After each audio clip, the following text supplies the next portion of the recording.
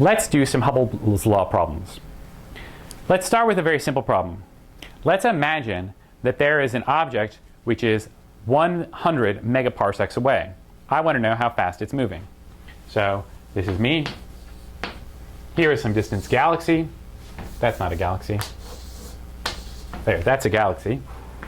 And this is 100 megaparsec away. So the question is, what is the velocity, the recession velocity of this galaxy from my perspective? Well, Hubble's law tells us that the velocity is equal to h times d, where h, remember, Hubble constant, is 70 kilometers per second per megaparsec. So if you tell me that d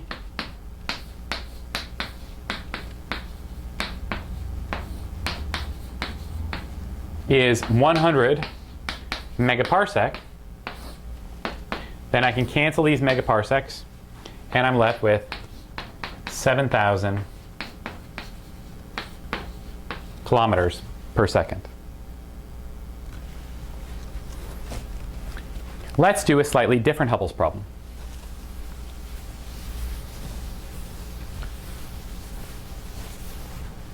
Let's suppose that I measure the spectrum of the galaxy and I figure out that the redshift of that galaxy is 0.1. So I'm here, and let's suppose that I'm talking about a particular set of lines that look like this. And this is what I would measure for those lines in a lab. Maybe it's some helium, hydrogen, some set of lines from some particular element. And then in this galaxy, I measure these lines to be shifted over. So I'm here. Here is the galaxy. I measure the lines are shifted over. And so this line, let's suppose, is at 600 nanometers. This line is at 660 nanometers. Well, if this line is at 660 nanometers, I can figure out the redshift. I can figure out how fast this galaxy is receding. So we know that the shift in the line, so the frequency that you observe minus the frequency that it is emitted at, or the frequency in the lab, is equal to z, which is v over c. So in this case, we observe 660 nanometers. We know that in the lab, that line would have been at 600 nanometers. So we have 660 minus 600 over 600 is equal to z, which is v over c. So 660 minus 600 over 600 is 0.1. So this object is going 0.1 times the speed of light. Well, what can we do with that? Well, speed of light is 3 times 10 to the 5th kilometers per second. So this object is moving at 3 times 10 to the 4 kilometers per second.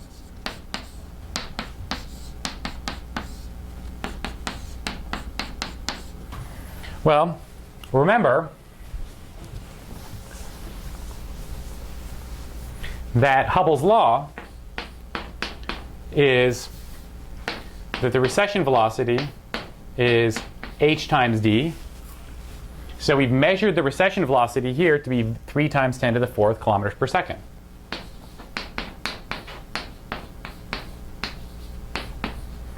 And that's h times d. So I can get the distance if I just divide by h. H is, remember, 70 kilometers per second per megaparsec.